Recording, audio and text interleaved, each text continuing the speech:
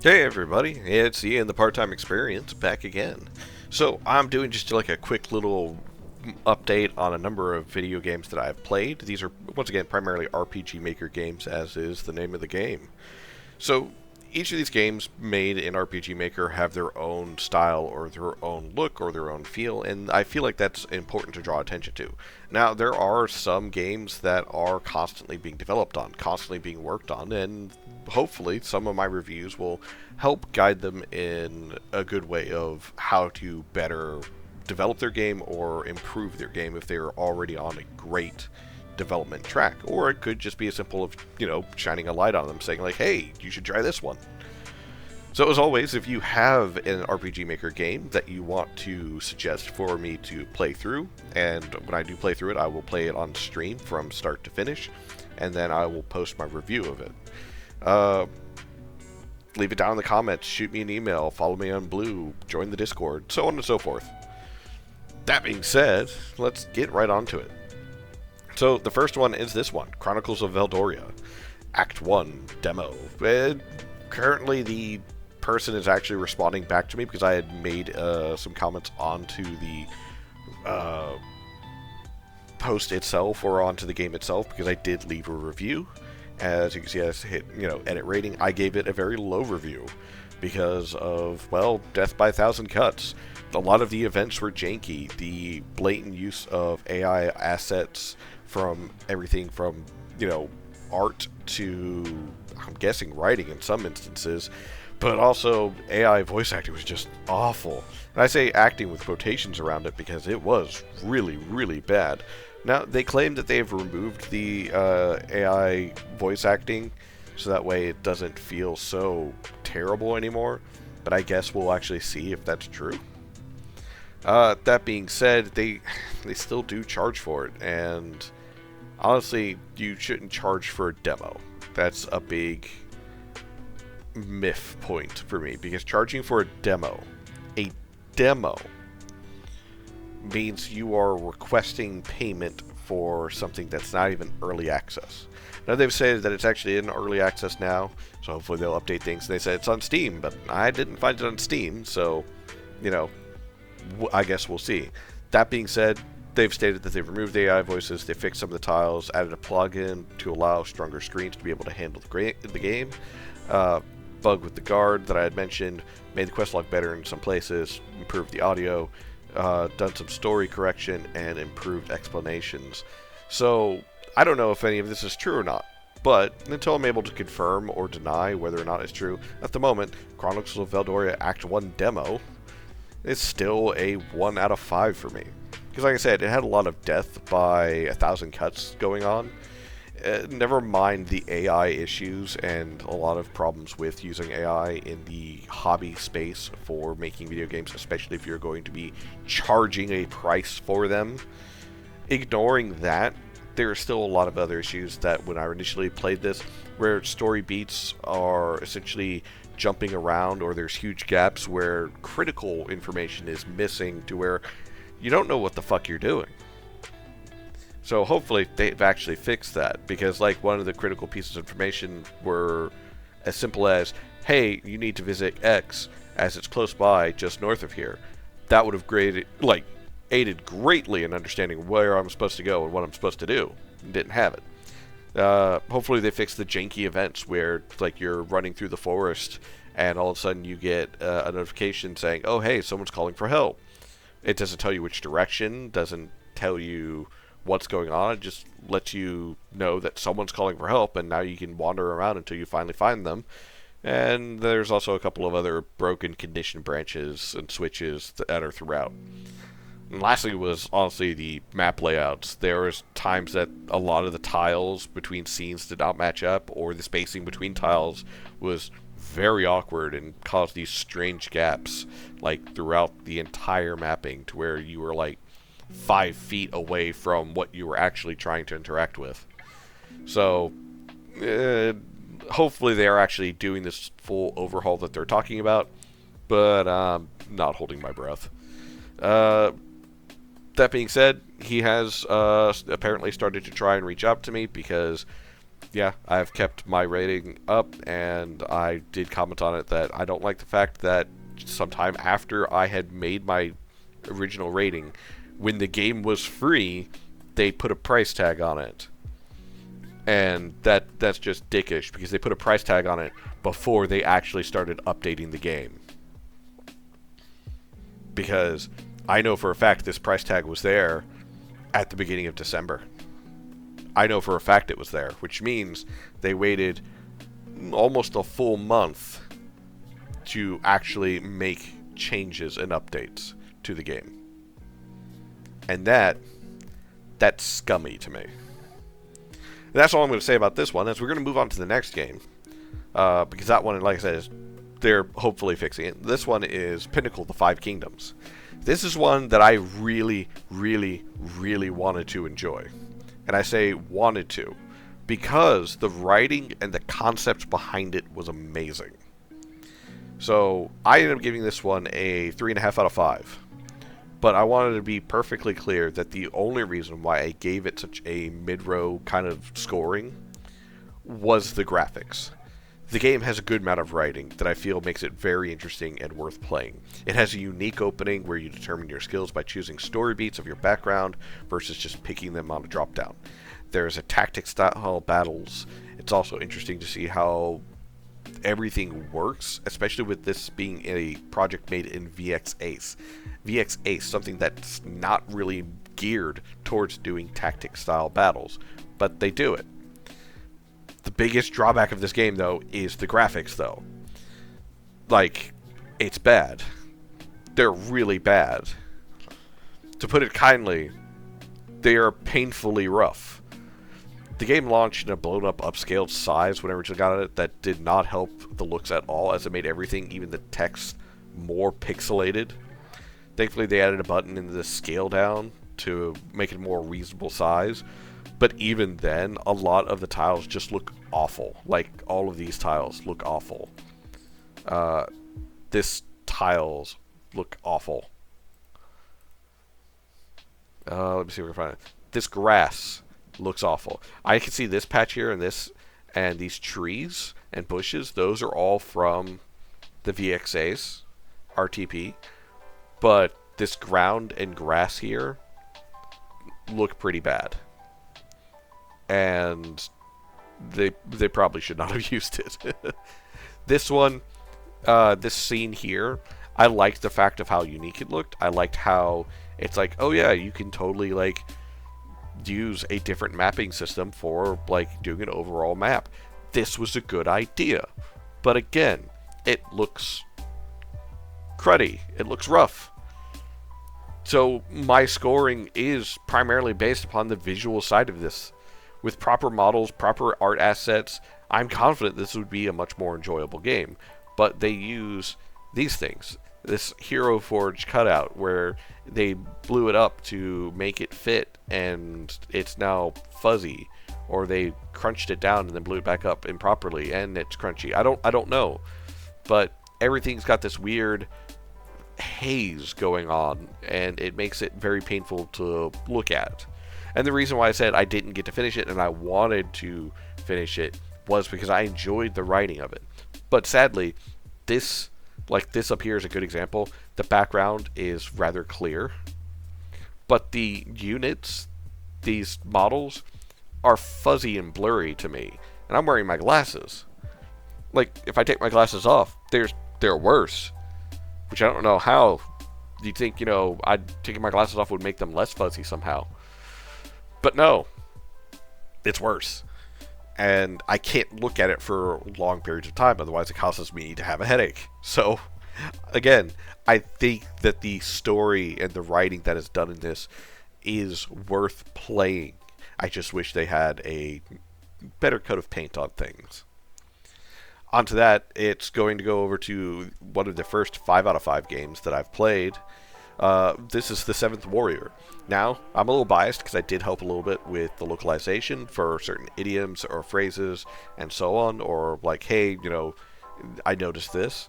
This game is still being developed on. It is, it says 4 to 6 hours, which is pretty accurate. I spent a little bit more on it, but that's that's me. I literally went around and like talked to every NPC that I could have. There was a couple of moments where it's like, oh hey, this boss fight's actually pretty challenging, and I enjoy the fact that it's challenging. So, yeah. That being said, hot damn. The game itself, amazing graphics. This is also all done in VX8, so I'd like to point out. This game, I feel like, really pushes the engine to its limits for VX8, because look at these graphics. This is the actual battle graphics. There's an active ATB. There is different abilities. There is this custom art and assets that's going around for not only the character models, but for the rest of the maps. And it's consistent in its quality. The writing is pretty good. It's got a little bit of a funny early 2000s edginess, but the main character of Dark is likable, even though he is, by all accounts, just a dick. I mean, he is a demon, but he's still likable. And again, look at the art that's used. This is amazing. The music is also on point, and also the interface is on point. They're so smooth in essentially linking all of these different pieces together that I almost didn't care about the fact that there was no native controller support. And I said almost because that's one of the main things that kind of like dragged this back a bit.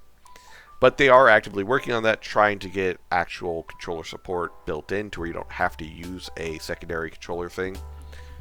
But with that being said, even with just using mouse and keyboard, the game is good. There's a lot of custom animations that are happening not only in battle, but outside of battle. There is one battle scene near the end that is amazing. And honestly, this game is definitely worth playing even in its current state because of how well it's written, how well it's designed, and how much attention to detail has gone into it. I highly suggest this game. I highly, highly, highly, highly suggest it. Next one is also another, strangely enough, almost a perfect game in my opinion. My main issue with it is it's not done, just like the other ones.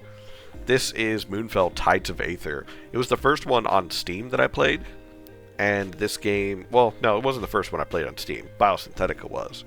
But of this latest batch, this one was one of the few Steam games that I found. One of the few games on Steam that were made with RPG Maker. Now, I know there's a whole bunch of other ones out there, but this is one of the first ones that caught my eye. This game is a love letter, if I've ever seen one. Similar to Sword of Saints that I'd previously reviewed in a lot of stylizations, but this game is fully reminiscent of those old days of you sitting in front of the old CRT TV on the carpet playing Final Fantasy or Dragon Warrior on the NES. However, this definitely goes above and beyond that old style of gaming with some definite quality of life updates. Because, well, there's the combat for one. You don't have to memorize the creature's weaknesses. When you hit them with their weakness, a small little orb under their HP bar will update to show you that you hit them with their weakness, and it will stay there forever. So if you run into a zombie, you hit it with fire or radiant, and that little ball updates, then every time you run into a zombie moving forward, you will know, oh hey, it's weak to fire and radiant because that little ball there tells you. There's also abilities you can use outside of combat to solve puzzles, but also to stun monsters to where you can stun them and run up to them and get advantage on the combat because of it. To where you get to go first, or you got some other, bonus to stunning them first. Additionally, in combat, there is something called synergy, where you can do combo attacks with another character for extra damage, or even added effects. So, yeah, there is a lot of stuff that goes into this that improves upon the old style games, that improves upon the desire to make essentially a compelling reason to keep playing. The only problem is it's 2 hours long because it's just a demo, and all I gotta say is, Moogle, where the fuck's the rest of my game? I want to play the rest of the game, Moogle. Where's the rest of the game? He's working on it. I know he is. He pops into streams every now and then. And I appreciate the amount of work that he has put in so far. But yeah, Moonfell, Tides of Aether, highly anticipating this game. Go give it a quick play. Like I said, it's about a respectable 2 hours or so of gameplay. And it's really jump in and show you how it's done. And add it to your wish list. That's also another major thing. Next one on the wish list as well is Scarlet Record. It's called Scarlet Record Mystery of Lost Curio, but most just call it Scarlet Record.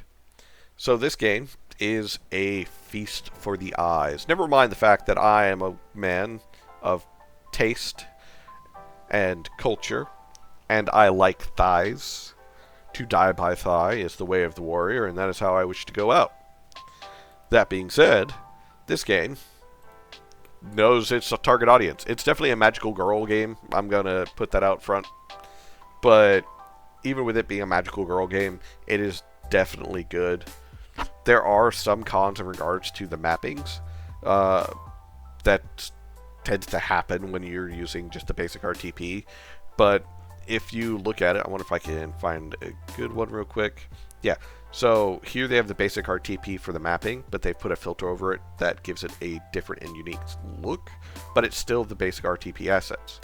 And it works. I want to point that out.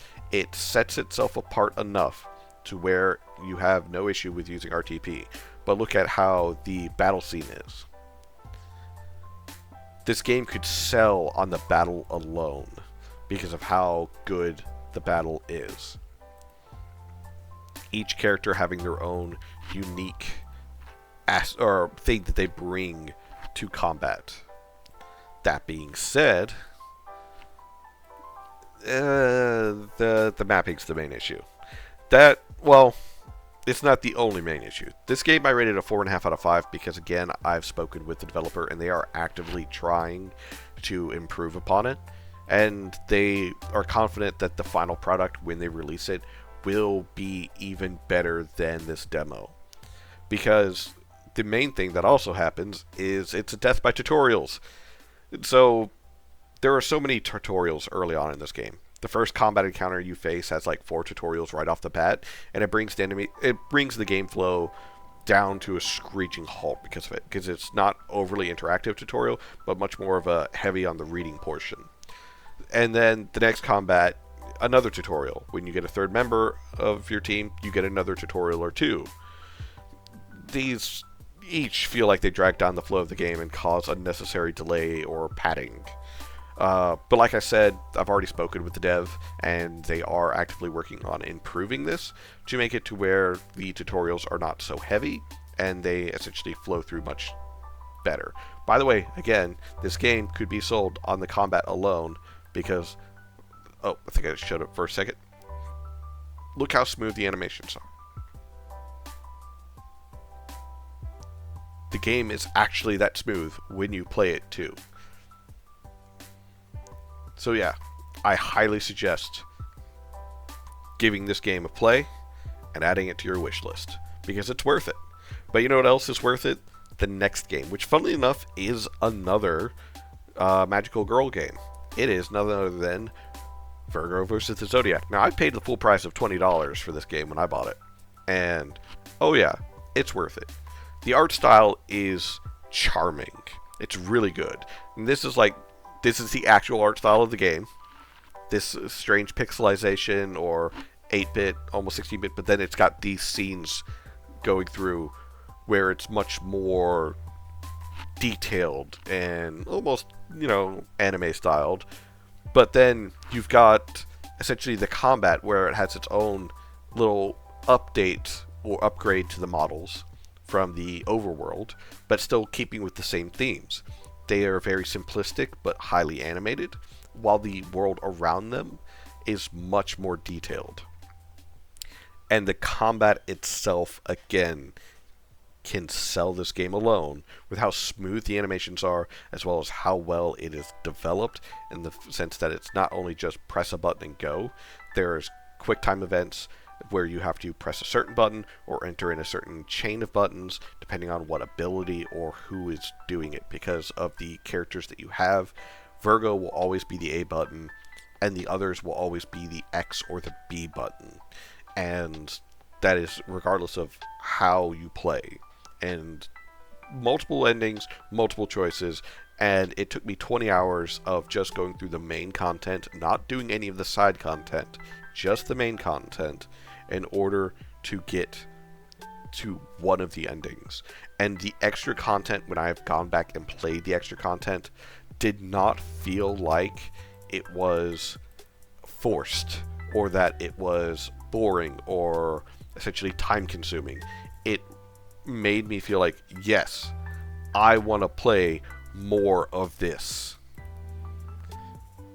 So yeah, I give Virgo versus the Zodiac a full 5 out of 5. The only downside I can see is that Virgo can sometimes be not great. But even with how terrible it is in a number of interactions, it really helps highlight how flawed of a character she is. It presents itself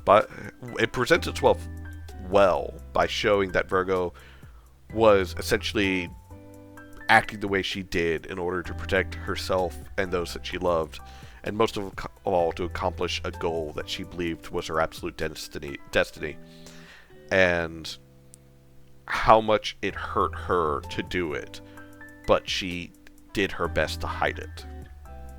So again, Virgo versus the Zodiac, I highly suggest go give it a play, especially since it's on sale right now for $5. I don't know how long that... Oh, January 2nd, so you got a few days. Next one is The Lost, The Forgotten Lands. At the moment, it's a very quick, short demo. The combat, he has done some adjustments to it since I played it, and he has improved upon it. And I say improved upon it because when I originally wrote it, there was a definite difficulty curve that I know for a fact a lot of people who are not as good at strategy games or tactics games would struggle with, because this game itself is very reminiscent to Final Fantasy Tactics or Tactics Ogre. So I would definitely give this game a play. And also, look at this. Tactical information. It has tutorials at the press of a button, and you can dismiss it and come back to it whenever. And yeah, that's how a tutorial should be. You know, you can reference it at any time, you can access it at any time, and essentially proceed on without having to think about, oh no, am I doing this right? Or what do I do in this situation? But, as I mentioned, though, he has improved a good bit as to how the combat looks and how it works. And I look forward to seeing the rest of the game when he finally does develop it. It's still a demo, and I mean it's possibly the shortest demo that I have played so far. That being said, I will currently give it a 4 out of 5. And I look forward to seeing what he does in the future, as this is definitely going on to the to-watch list. But yeah, that's all I wanted to really talk about this time around. Like I mentioned, this was just kind of a quick, these are the games that I've played, these are the games that I currently enjoy or are talking and thinking about, or reaching out to the developers to try and improve upon. Virgo versus the Zodiac, I'm not reaching out to the dev on that one, because the game came out in 2019 using RPG Maker MV. In my opinion, any flaws that I might have with that game, it's far too late to try and improve them, and they obviously know what the fuck they're doing because it's a really good game. So, yeah. That being said, as always, my name is Ian, the Part-Time Experience. You can catch me on Twitch at 8 p.m. Eastern on Mondays and Wednesdays, and sometimes other days for a bonus stream that I might do. And everyone, I appreciate you always, and I hope to see you next time. Bye-bye.